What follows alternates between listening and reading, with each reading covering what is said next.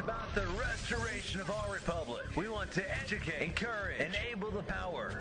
We stand for integrity, honesty, self-reliance, self-defense, and most importantly, no compromise on our foundational principles. This is America's Voice Now. Find America's Voice Now on Facebook and at americasvoicenow.org. Here's Michael Evans.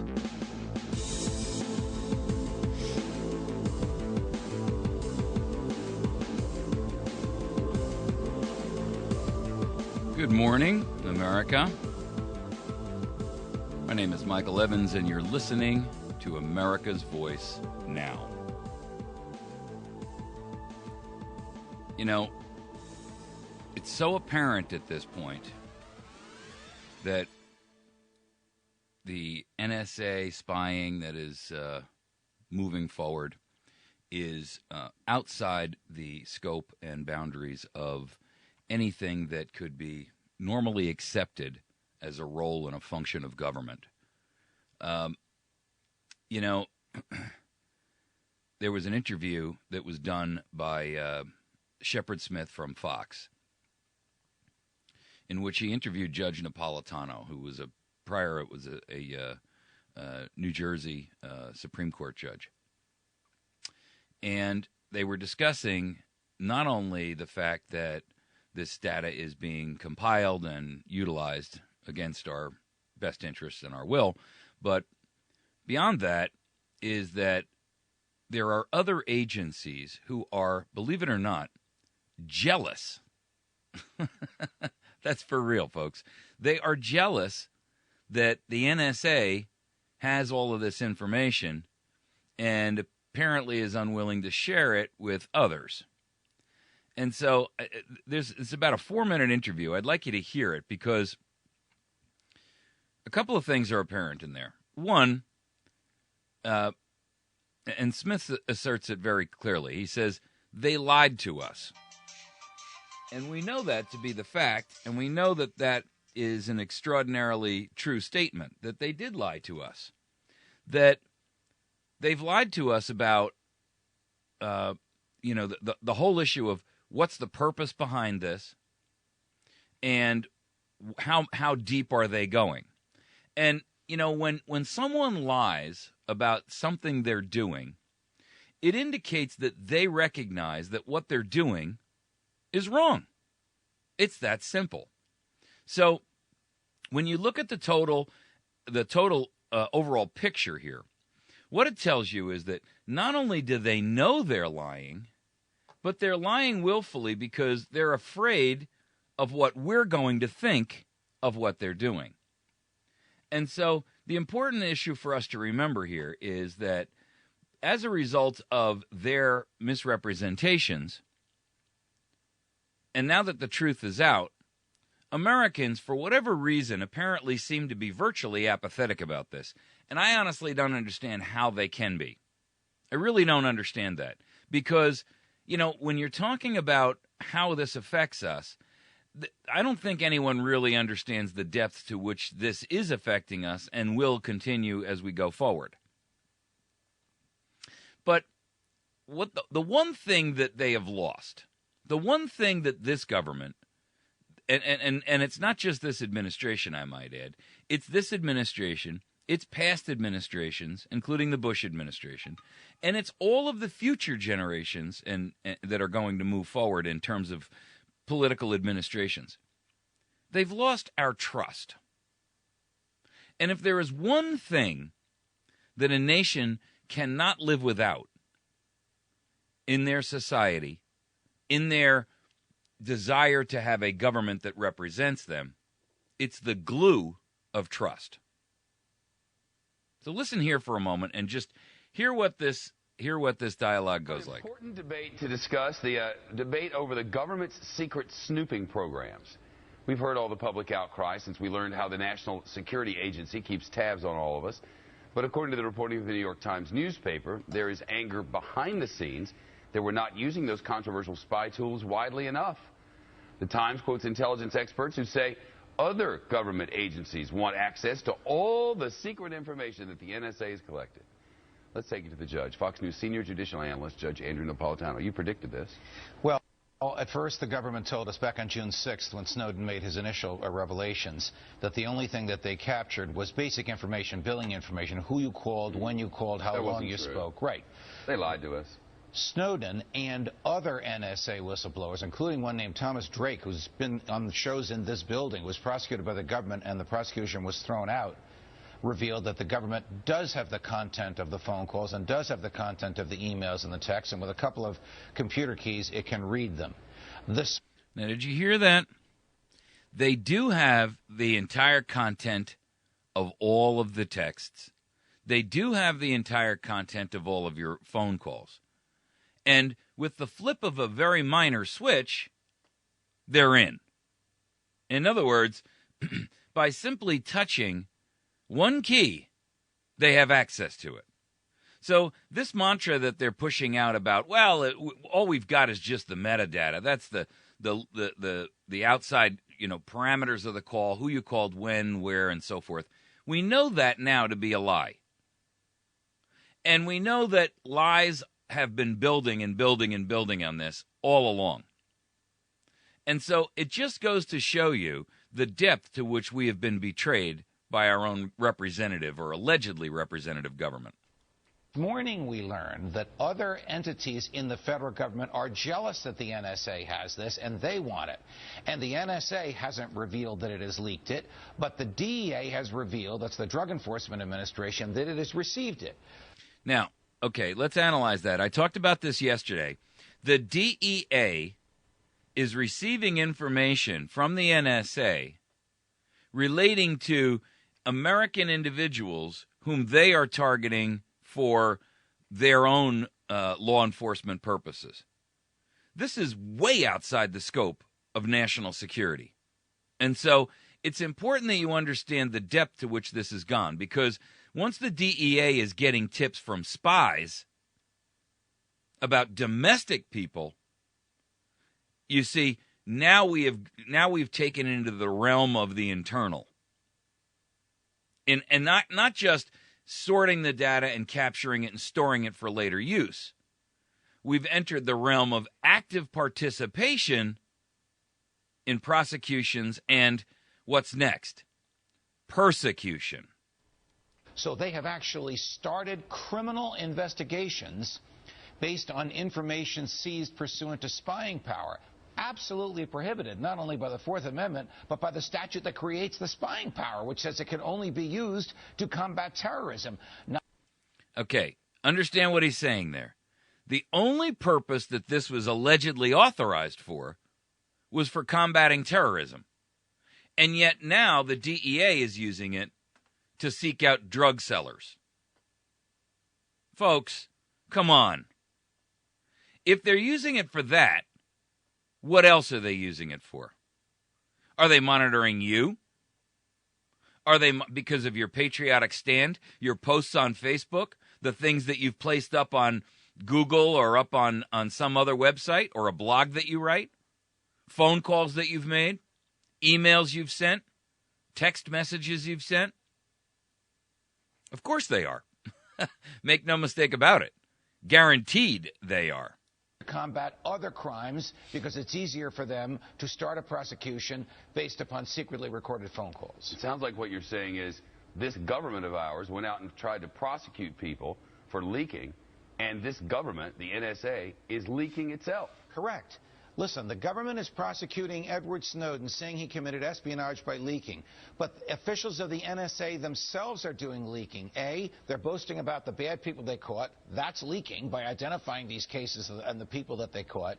B, by boasting that they are the ones who captured the chatter in Yemen that caused the president to close the embassies in the Arabian Peninsula. Somehow this doesn't make sense as to why they have to spy on 300 million Americans in order to catch some al-Qaeda people in Yemen talking to each other, and how somehow capturing or stopping these people in Yemen justifies invading the privacy of everybody here, because the Constitution was written to prevent that kind of a dragnet, to prevent those kind of leaks to make yourself look good, to prevent those kind of leaks to other law enforcement entities to help them do their job. I don't go to their...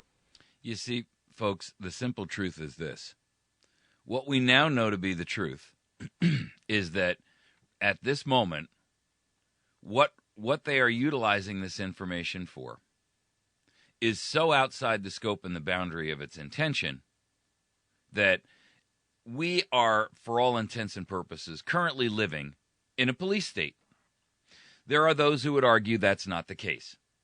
I understand. No one wants to admit that the freest nation in the world has fallen to tyranny. No one. I fully understand that. The ideologues who are out there, whether they're on the conservative side or whether they're on the progressive side, don't want to admit that we have allowed our nation to fall under tyranny. And this is only the early stages. And so the naysayers are out there trying to, pretend it's really not happening. And simultaneously, the conservative angle is that, and the conservatives in the House and Senate and Congress are promoting this. Now, these are supposed to be the people who stand up for the single minority of you, the smallest minority that exists. And yet they're not. What they're actually doing is promulgating this problem and making it even deeper. They're calling Snowden a traitor. Hey, with all due respect, you know what? Is it treason and is it traitorous activity for you to call the police because you found out that someone in your immediate family has committed a cold-blooded murder? Is that treason or is that justice? You see, what they're saying is for you to call and spill the beans and say, we've got a family secret. We found out yesterday that my nephew committed a cold-blooded act of murder and tortured someone, or that they have done something illegal that is terminal. Would anyone declare you a traitor for having turned that person in? Of course not.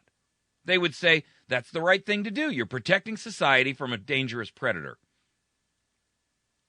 If someone in your family was a child molester, would you be hammered for protecting society and other children from that individual? I hardly think so. So how is it that when the government breaks the law, those whistleblowers are prosecuted instead of hailed as saviors and whistleblowers? You see, the problem here is that what this administration wants is they want the benefits to be able to claim that they are the only ones in a position to have the authority to make these types of decisions. And I have to tell you, it's unconscionable that they're making decisions on our behalf that affect our lives, and we have no say in it. Our opinions, they're invalidated. Our wants and needs are completely ignored. Our desires for privacy, completely ignored. What we have is a situation of being a subject instead of a citizen. And that is the definition of tyranny.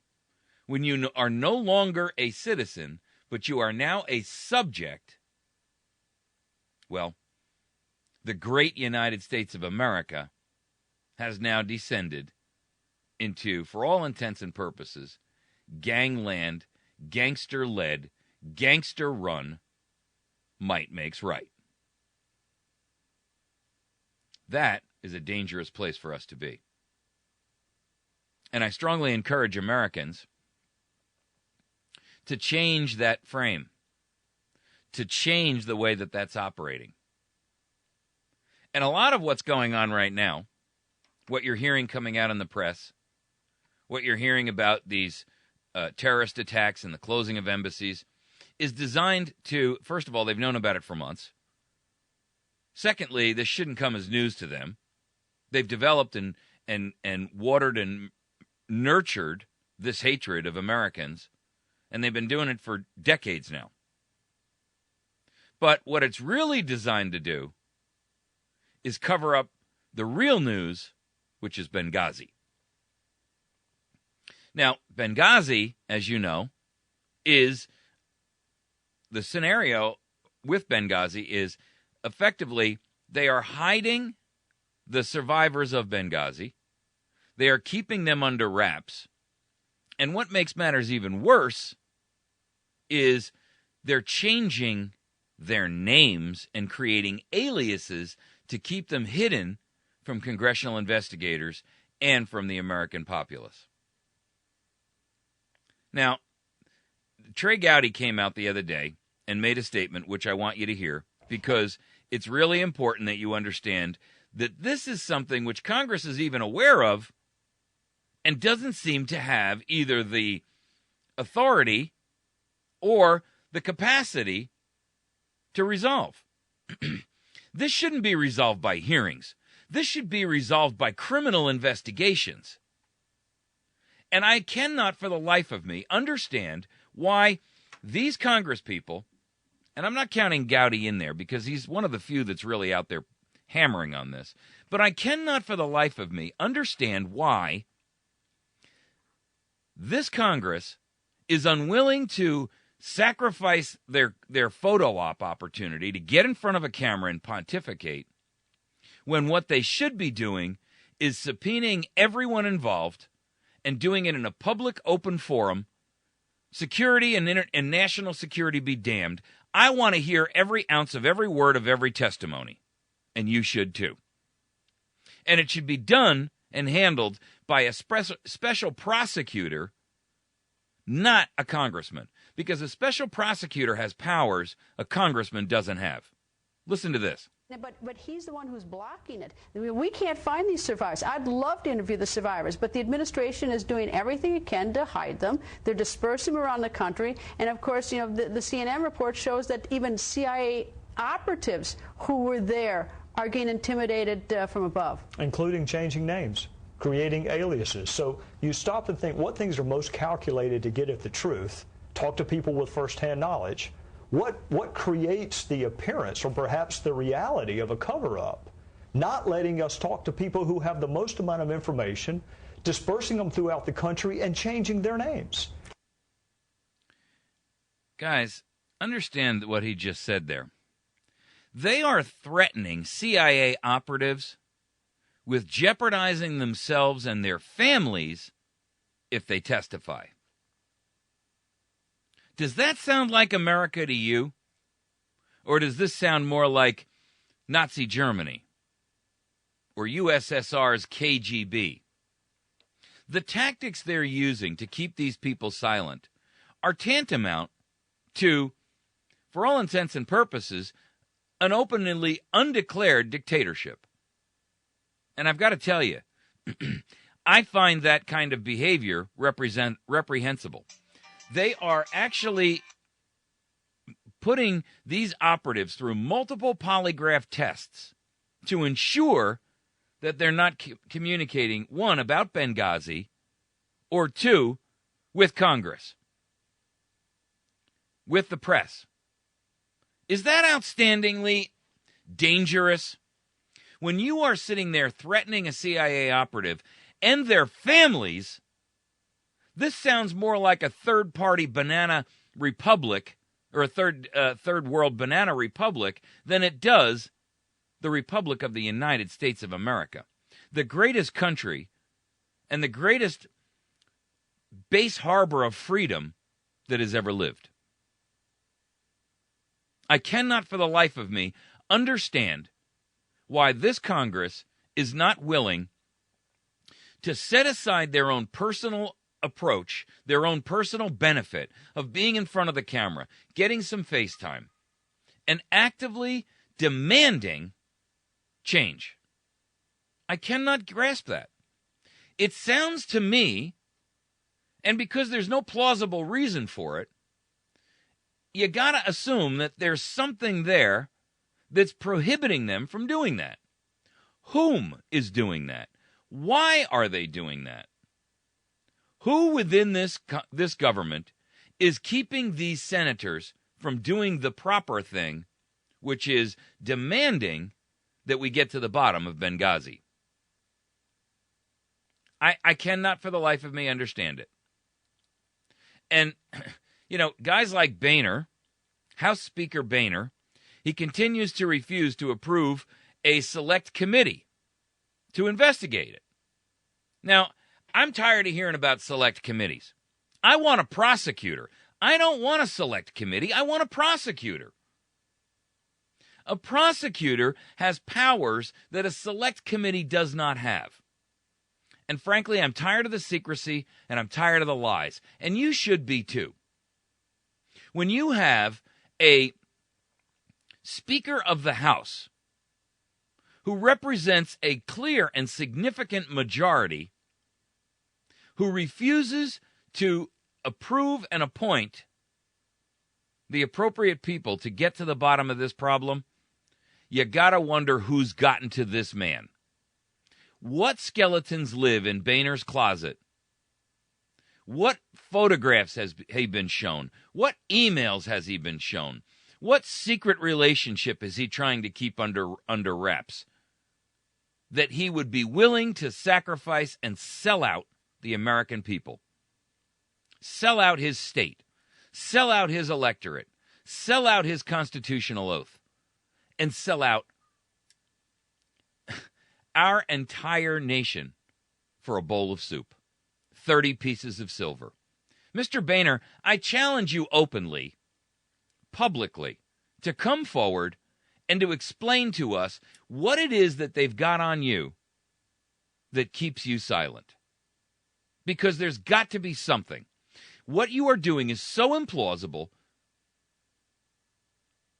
There is absolutely no justification that the mind can come up with that does not relate to compromise on your part. Over the weekend, there were a number of political insiders who suggested that Boehner may actually be involved directly in this cover-up, and that he's protecting his own position and his own role. And I'll give you a quote. There's a Democratic pollster, Pat Cadell, and a former Republican Congressman, John LaBoutier. And they were co-hosts on one of these discussions on Fox. And here's what Cadell had to say. John Boehner has been purposely suppressing anything on Benghazi because he knew what we found out this week, and he approved of it. These CIA teams on the ground were sending weapons from Libya through Turkey to Syrian rebels without congressional approval. And that, ladies and gentlemen, tells us what we need to know about what's happening with Mr. Boehner.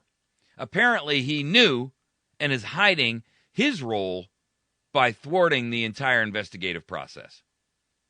We're going to wrap it for this particular episode. We're going to come back on in just a moment. We're going to take a quick break. When we do, we're going to cover a couple of other issues, including the fact that Germans are very, very upset about the fact that Americans are spying on them as well. So just stick with us. We're going to take a quick break. We'll be back in just a minute. And you can find us on americasvoicenow.org. You can find our website at or our Facebook page at facebook.com/America's Voice Now. And you can find every show that we do at youtube.com/America's Voice Now.